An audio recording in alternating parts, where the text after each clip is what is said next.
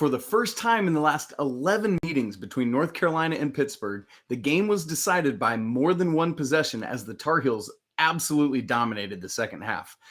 And it was an unexpected defensive player that helped really flip the script. You are Locked On Tar Heels, your daily podcast on the UNC Tar Heels, part of the Locked On Podcast Network, your team every day. Hey there, it's Monday, October 31st. Happy Halloween out there. For those of you watching, I've got my son's Knuckles hat. It's a character from Sonic, I don't know. And I'm rocking a Batman cape, which you can't see because it's behind me. Anyway, happy Halloween. Cannot wait to see what you all dress up like for Halloween. Send me some pictures. Let's see it. I want to hear your stories. I want to welcome you into the Locked On Tar Heels podcast, the only daily North Carolina show out there. I'm your host, Isaac Shady, and I want to thank you for making our show your first listen or your first watch every single day. Please don't forget that we're free and available anywhere you get podcasts, so you can subscribe right now to make sure that you don't miss a second of your team every day. Okay, folks, Carolina is kind of cruising right now. It's incredible. So we're going to unpack this Pittsburgh game. We're going to do an overview of it. Then we're going to talk about the three plays that I thought really helped shape this game. And then three players that stood out. And of course, my shady stat of the game. But first, I got to take off this hat because it is very hot. And Batman, I love you, but we're getting rid of your cape as well. Happy Halloween, everybody. Okay, listen, we got to start here. I know it's a broken record, but there's nowhere else to go. In a season of Heisman moments for Drake Maye, this is the one that trumped every one of them. This performance against probably the most stout defense he's faced so far the entire season. Coming off of this game, here we go. You ready? Drake Maye now leads the nation in total TDs with 32. Passing TDs, he's tied with Ohio State's C.J. Stroud with 29. Total yards, 3,110. He's the only player in all of college football with over 3,000 total yards. Total offense per game, he's averaging 388.8. That leads the nation. He leads the nation in total points responsible for, 194. I mean, it's just insane. And in a lot of categories where he's not number one in the nation, he's top 3, 4, or 5. And so Drake Maye absolutely doing Heisman type things in his redshirt freshman season. Don't forget, he is just a redshirt freshman. You love to see it. Now, I want to talk more about specifically what he did in this game to solidify some of that Heisman credentials, but we're going to save that for later when we talk about the three players of the game. A little foreshadowing for you there. Well, the new polls are out. Carolina, did you guess it? Yeah, they've moved into the top 20. They are 17th in the AP poll and 15th in the coaches poll. Now, the one that really matters, the CFP, the College Football Playoff poll, it comes out for the first time tomorrow on Tuesday. So be on the lookout for that. It'll be really interesting to see where that group slots the Tar Heels in. They're the second highest rated ACC team right now, behind only Clemson. Perhaps more importantly, I want to point this out. We all know the Tar Heels are 4-0 in the ACC. They're the only team that's undefeated in conference play in the Coastal Division. Same with Clemson in the Atlantic on the other side. There's 4 games left in the regular season. Carolina holds a 2-game lead in the loss column over their closest competitors in the division, and that's Duke and Miami. And you might recall that Carolina has beaten both of those teams. What does that mean? That Carolina only has to win 2 of those final 4 games to clinch a berth in the ACC Championship Game. So, I mean, and think about who you've got on your schedule. Virginia, Wake Forest, Georgia Tech, NC State. You got to think you have a phenomenal chance against both Virginia, although it's at Virginia this coming weekend, and Georgia Tech Obviously, the Wake Forest game will be more difficult, and the NC State game is more difficult, but it is at home, and Carolina will be revenge-minded. So you just got to win 2 of those 4 to be in the ACC Championship game. And that doesn't even factor in what other teams do. You might not even need to win 2. There is a scenario where Carolina could clinch this coming weekend if everything falls right. So just know that that's where we're at right now. Carolina they are on not easy street, but they are on their way to being in the 2022 ACC Championship game. Keep watching what happens there. I'll keep you up to date. Something that we haven't talked about much, but has been a storyline so far throughout this season, is that Mack Brown has been more aggressive in going for it on 4th down. And we're getting to the point now where there is enough of a sample size to start looking at it and saying, is this successful? Is it going well? Obviously, a lot of it is strategic, and there you see the flip cards to know, like, hey, when are we going? When are we not? Well, as it stands right now, Carolina has gone for it on 4th down 18 times this season, and they've converted 14 of those 18. That's 77.8%.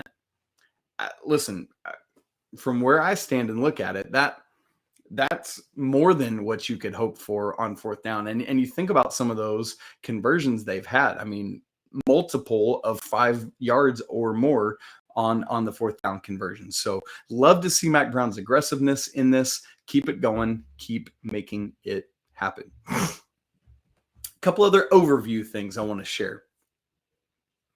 2 games in a row now, Carolina has responded to being down double digits.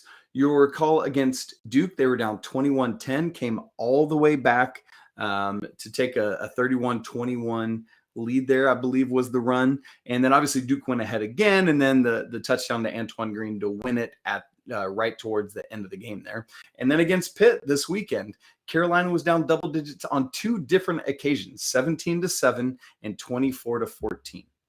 In both of those games, the Tar Heels have come back to win.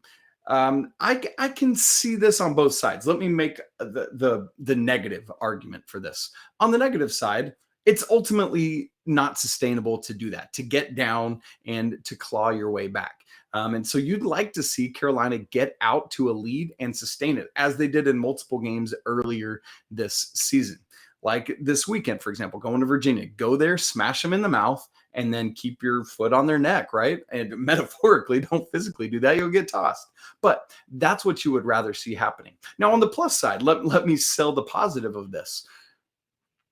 Carolina is a team that, even though there's a lot of young players in different skill positions, it is a team that trusts itself. It knows, hey, if we keep pushing, our offense is going to score. Our defense is going to make enough stops, as they've been doing, to be able to win this game. So don't freak out just because you're down. Just keep making plays, and come winning time, you'll hopefully be in a position to do so. And in this game, I mean, it ended up not even being close in the end, because Carolina just blitzed the 4th quarter, outscoring Pitt 21-0. So, you want to not keep getting down, but you love to see the resilience and the fight from the Tar Heels. Antoine Greene and Mr. Josh Downs both eclipsed 100 receiving yards yesterday. On Saturday.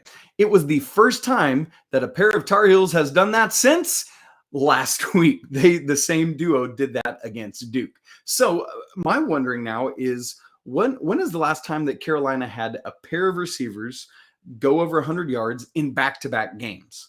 I haven't been able to find it. I've gone back over a decade's worth of games and haven't been able to track that down. So I've actually been in contact with Carolina's football SID, Sports Information Director Jeremy Sharp, and waiting to hear back from him. Once I do, I will let you know, or tweet it out or something. But just really impressive stuff. Antoine Greene, Josh Downs, they're bringing it game after game after game. Hey, cutting in really quick to let you know that as soon as I finished recording, I had an email back from Jeremy Sharp saying that, yes, indeed, this is the first time in school history that a pair of receivers have both had 100 receiving yards or more in back-to-back games. So Antoine Greene and Josh Downs doing historic things this year for the Tar Heels. All right, let's get right back to it. Couple more overview things. Carolina's red zone offense. It's just continuing to roll. The prowess of this thing is uncanny. It's up to 36 red zone trips now this season in 8 games. They have scored points on 33 of those 36 trips. That's a success rate of 91.7%. Of those 33 trips, 29 of them have been touchdowns. So Carolina has scored touchdowns on 29 of their 36 red zone trips. That's 80.6%. You can't ask for much more. And by the way, there's only 3 trips where they haven't scored points. One of them was the end of the FAMU game to start the season. Carolina got down in the red zone and didn't need to run any more plays. Kneel down ball game. Same thing against Pitt this weekend. Carolina got down in the red zone. Drake Maye had that run where he stood up first down and just kind of held the ball.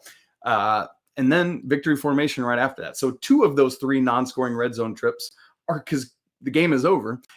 And then the other one was one of those 4th down conversions where Carolina just, it was like Drake Maye and Josh Downs just weren't on the same page. So red zone going very well. You just feel confident. Anytime you get down there, a lot of teams, it's like, oh man, we're stuck now that we're inside the 20. Not so with the Tar Heels. Elite playmakers all around, including the guy under center. As for the defense, right, that's been one of the storylines is, man, this thing has been up and down. Yes, the secondary mightily struggled again early. Carolina had Pitt's quarterback Keaton Slovis in a lot of pressure. It was the best pressure I've seen from the D-line all season so far. But even in those scenarios, the secondary was getting burned and torched a little bit.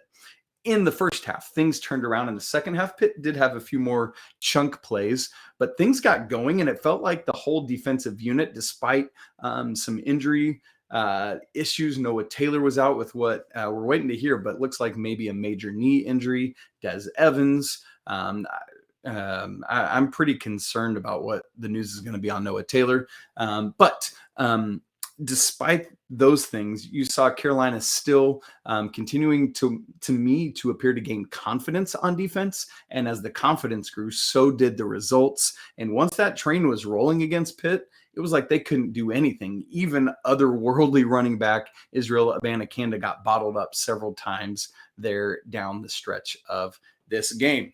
And so there were a lot of great things that happened against Pitt. You love to see the progression and growth of this team leading to the Virginia game this weekend. Now, what are the things that helped cement and make this victory possible? I want to point out 3 plays that I thought were pivotal to Carolina's success. But before we do that, I want to tell you about Bet Online. BetOnline.net is your number one source for betting football and the start of the new basketball season. Find all the latest player developments, team matchups, news, podcasts, and in-depth analysis on every game. You can't wait to see the line movement on Carolina. Man, BetOnline is going to have it for you very soon. Their odds to make the ACC Championship game, to have a shot at the national championship, those odds are growing by the day in a positive direction. And Drake Maye is now BetOnline's 6th best Heisman odds. And so, man, Carolina is moving in the right direction. As always, BetOnline remains your continued source for all your sports wagering info, with live betting and up-to-the-minute scores for every sport out there. It's the fastest and easiest way to check in on all your favorite games and events, including the World Series, MMA, boxing, and golf. So head to the website today or use your mobile device to learn more about all the trends in action. Bet Online, where the game starts. So 3 plays that I thought were pivotal in this game and really helped Carolina do the things they needed to do to win. The first was Carolina's first score of the game. This game started out, actually both halves started out inauspiciously.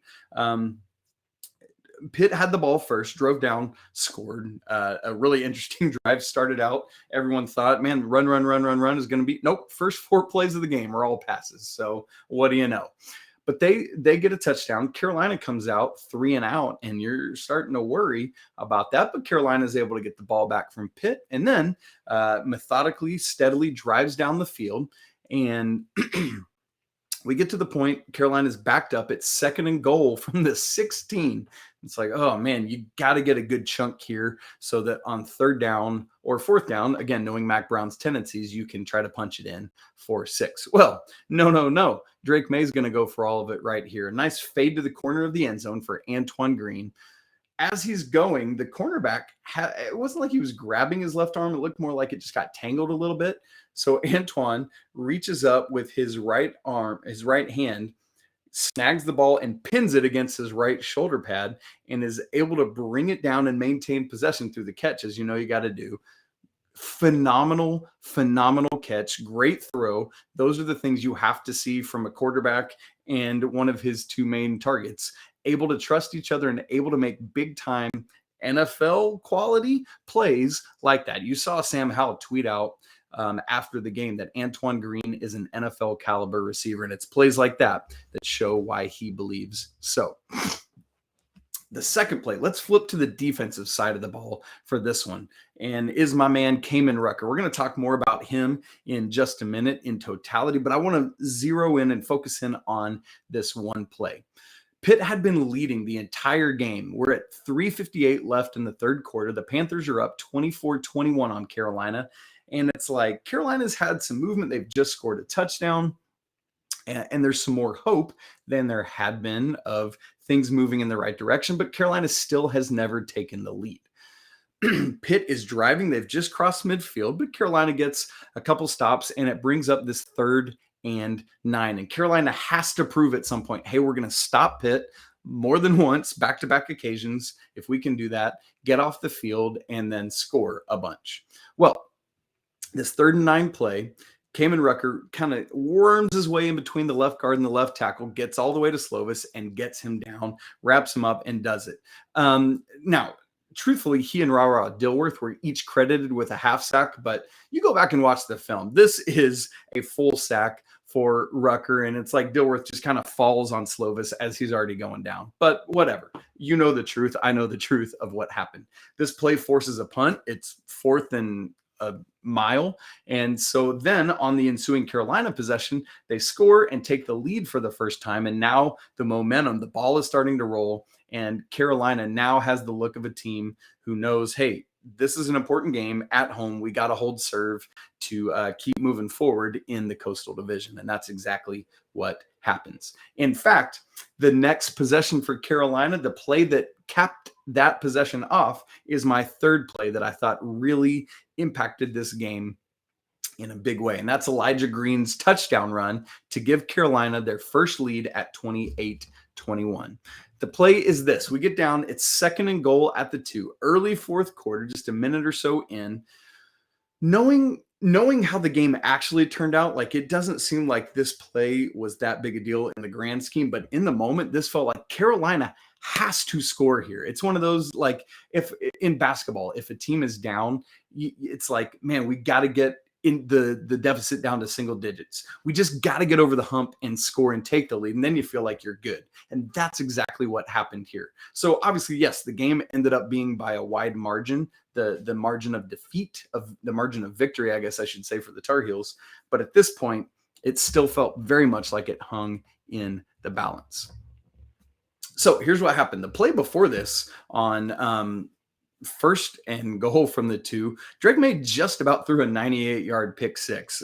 Josh Downs had a double move out, and the route just about got jumped, but the timing was just a little bit wrong for the Pitt cornerback, thankfully. So here we are, 2nd down. Elijah Greene is alone in the backfield off to Drake Maye's left.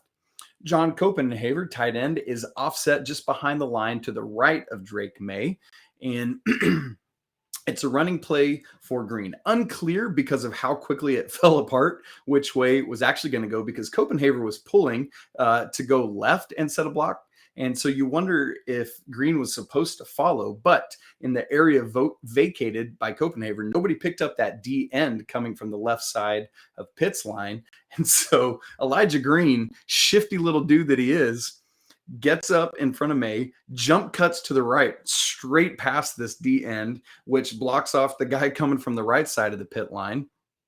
At that point, there's a linebacker that's made his way up, kind of is able to wrap up Greene's legs. He shakes free of it, gets to the goal line, kind of bullies his way past 3 more Pitt defenders and into the end zone, using his hand to keep him up so that he doesn't go down. I mean, it's only 2 yards, but a phenomenal individual effort from Elijah Greene to get this ball into the end zone and get his team the lead. You just see this young man making more and more plays, and some of it's by necessity with injuries to Caleb Hood in this game, and so great stuff that he's doing. You love to see him gaining confidence. You love to see the coaching staff gaining confidence in him. And so that is my third play. From there, again, the game is basically all Carolina the rest of the game. You love to see it. Well, I do want to talk about 3 players themselves who I thought, man, just had major impacts on this game. And of course, I want to share with you my Shady stat of the game. For your second listen, make sure to check out Locked On Sports today. From the games that matter the most to the biggest stories in sports, go beyond the scoreboard and behind the scenes with local experts and insights that only Locked On can provide.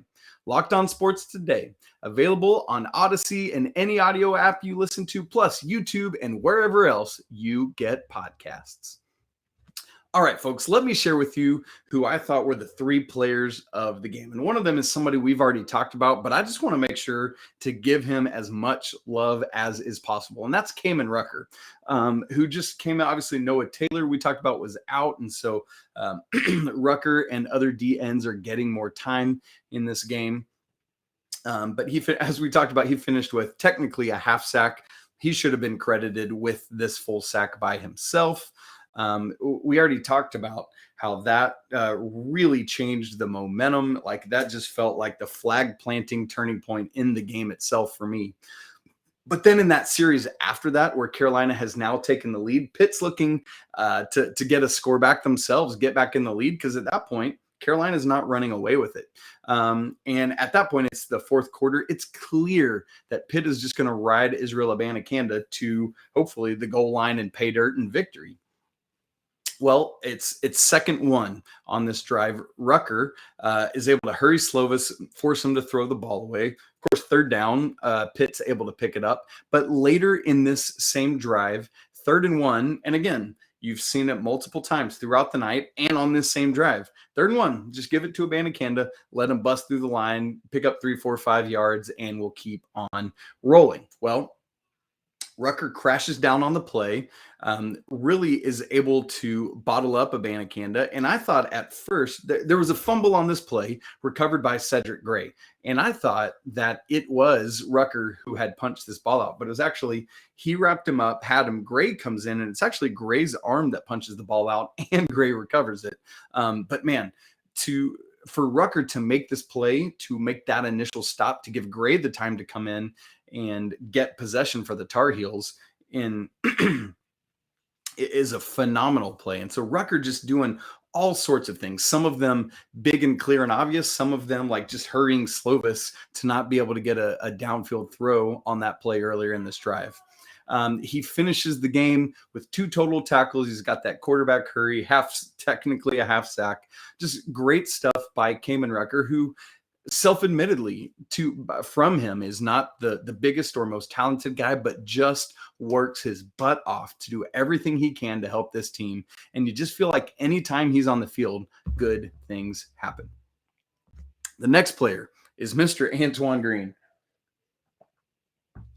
This young man, coming back from a preseason injury that kept him out of the first 3 games, to come back. His first game was the Notre Dame game. So he's now played 5 following the Pitt game. Against Pitt, career high 10 receptions, career high 180 receiving yards, and a career high tying 2 touchdowns.